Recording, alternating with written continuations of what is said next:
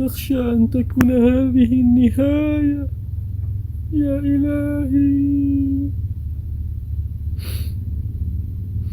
ما هذا؟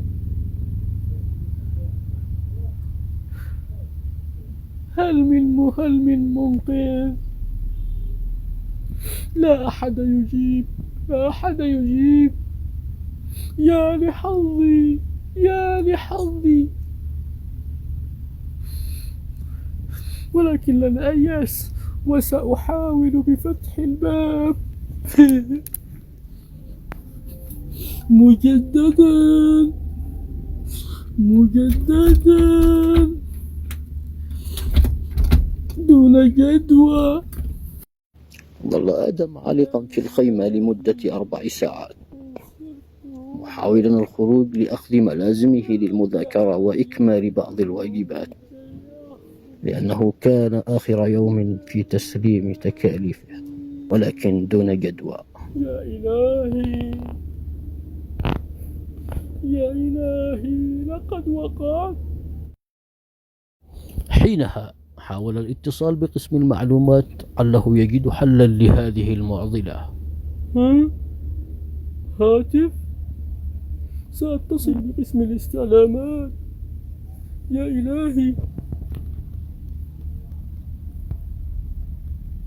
ها؟ أين كنت من الآن؟ أين كنت إلى الآن؟ لم يخطر على بالي. ها؟ السلام عليكم عدنان.